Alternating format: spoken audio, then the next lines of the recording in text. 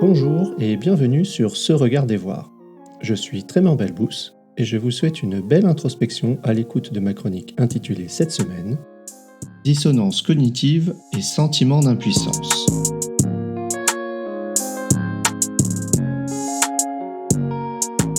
Dissonance cognitive et sentiment d'impuissance. Dans les dernières semaines, j'ai porté une attention particulière à ce qui apparaissait pour moi comme des anomalies dans mon modèle du monde. Je me suis observé, navigué dans cette expérience, dans ces moments où s'entrechoquent des idéaux, des actions quotidiennes, des moments de confort, de joie et aussi de désespoir. J'ai notamment porté attention au lien entre dissonance cognitive et sentiment d'impuissance. Si, comme évoqué dans les articles précédents dont Cohérence sclérosante, de notre pensée naissent les concepts, systèmes et organisations que nous élaborons, quelle manifestation cela a-t-il dans mon quotidien? Celui-ci, dans les dernières semaines, a été riche de moments challengeants. J'ai voyagé à nouveau en avion, j'ai travaillé sur des concepts qui me bousculent et me révèlent mes limites. J'ai passé du temps en famille à New York. Un bombardement d'anomalies, de moments de dissonance, de reality check. J'ai vécu des dilemmes importants par leur intensité et les aspects qu'ils touchent. L'expérience n'est pas toujours agréable et elle est très riche. Cette prise de recul par rapport aux activités habituelles du quotidien m'a permis d'observer qu'à bien des égards, mes schémas mentaux et comportementaux sont assez figés. Certains aspects semblent profondément enracinés, si j'ose utiliser cette image. Pour une personne qui travaille dans le changement, c'est un comble. Cela m'a aussi permis de mettre en lumière trois aspects distincts: individuel, collectif ou relationnel, et systémique. Dans l'espace individuel, je peux m'interroger sur ma responsabilité personnelle, mon intégrité. Dans l'espace collectif, je peux explorer mes relations et la générativité de la coaction. Dans l'espace systémique, je peux tenter de percevoir les dynamiques en jeu. Dans tous les cas, mon modèle du monde contribue à former tout cela. Je réponds à la réalité que je crée. Une réalité plurielle. La fascination. En haut du One World Trade Center, je me suis laissé saisir par la fascination d'une forme de puissance humaine. Quelles sont toutes les pensées qui ont permis d'obtenir un tel résultat? Le questionnement. Vu de là-haut, à quoi ressemblera ce gigantesque étalement de construction humaine qui abrite tout un écosystème humain lorsque l'énergie qui le nourrit s'épuisera? Le désespoir. En voyant les milliers d'autres touristes mélangés aux habitants, je n'ai pu échapper à ce moment où le désespoir me gagne. Lorsque je me vois là, que j'observe toutes les constructions en cours, je me dis que nous n'arriverons jamais à faire les changements nécessaires pour remédier à notre atteinte à l'écosystème planétaire. Le sentiment d'impuissance. Mais que puis-je faire? Quelles forces individuelles et collectives peuvent rivaliser avec ce qui m'apparaît alors comme une puissance systémique implacable? Un sentiment d'impuissance m'envahit. Sentiment renforcé par le fait d'être là et de contribuer moi-même. La beauté. Vue du 100e étage, à 382 mètres du sol, sous le soleil, il y a de la beauté à contempler ce paysage. Ça change radicalement des espaces sauvages et majestueux en montagne. C'est une autre forme de beauté. Ce que provoque cette vue en termes d'expérience me touche. L'espoir. L'espoir que nous avons été capables de créer des systèmes d'une telle imbrication. Nous avons les capacités de créer les éléments nécessaires à un futur florissant. Je ne parle pas ici de technologie, mais de l'ensemble des éléments, la technologie n'en étant qu'un exemple. Chaque fois, en fonction de sensations, des émotions et sentiments présents, j'observais mes pensées. C'était un moment déstabilisant. Créer la dissonance et le sentiment d'impuissance. La dissonance cognitive, terme introduit par le psychologue Léon Festinger, désigne l'inconfort psychologique ressenti lorsqu'une personne est confrontée à des informations contradictoires ou à des croyances incompatibles. Et comme je l'ai évoqué, nous vivons dans un monde parsemé d'anomalies. ces situations où nos actions et nos croyances sont en contradiction avec les enjeux du monde actuel.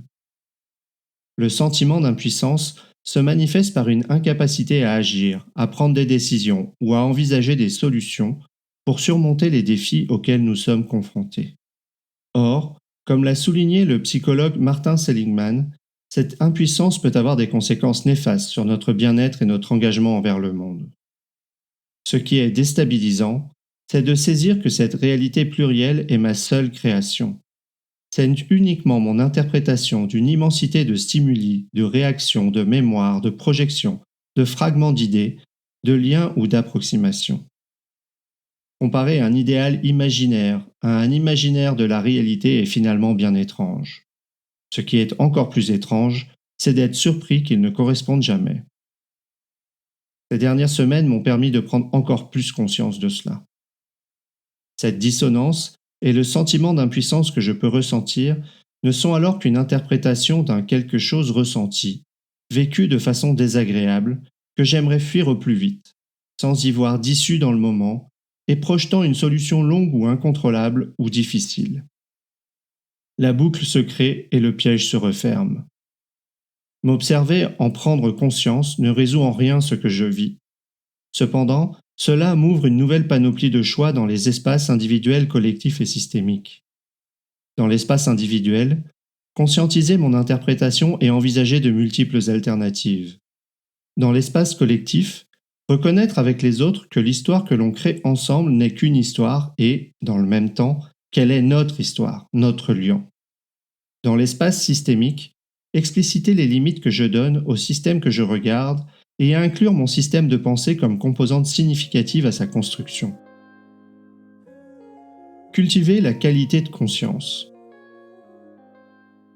Le principe des 7 générations, déjà évoqué dans Génération de pensée, est une philosophie autochtone selon laquelle chaque décision que nous prenons doit être guidée par la considération de ses impacts sur les 7 générations futures. Cette approche me semble être une réponse adaptée pour transcender la dissonance cognitive et le sentiment d'impuissance. En m'incitant à réfléchir à long terme et à agir en faveur d'une humanité florissante dans les différents espaces mentionnés précédemment. Ce principe est lui-même une construction. Il me semble nécessaire, mais pas suffisant. L'empathie, quant à elle, nous aide à comprendre les points de vue des autres, à nous mettre à leur place et à ressentir leurs émotions. Elle est un élément clé pour développer une vision globale des problèmes et pour engager des actions solidaires et collectives. Ce principe est lui-même une construction. Il me semble nécessaire, mais pas suffisant.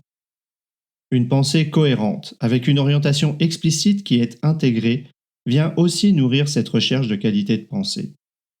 En réalisant à quel point ma pensée influence mon expérience du monde, je me vois tenté d'imposer à toutes et tous ma nouvelle vérité. Et encore une fois, même avec la meilleure intention du monde, je retombe dans le même piège en oubliant rapidement cette dimension construite de ma réalité, pas de la réalité. Je crois que l'idée même de cultiver notre qualité de conscience peut être déstabilisante et salvatrice.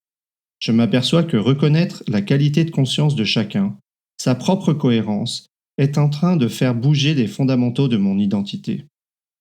Certains modèles du monde me font réagir positivement, certains négativement et d'autres violemment.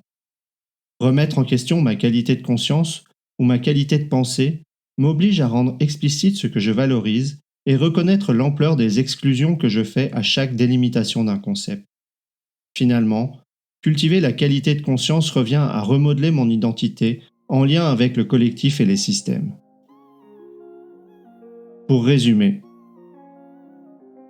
en me plongeant dans cette expérience, en m'observant hors du quotidien habituel, j'ai exploré le lien entre dissonance cognitive et le sentiment d'impuissance.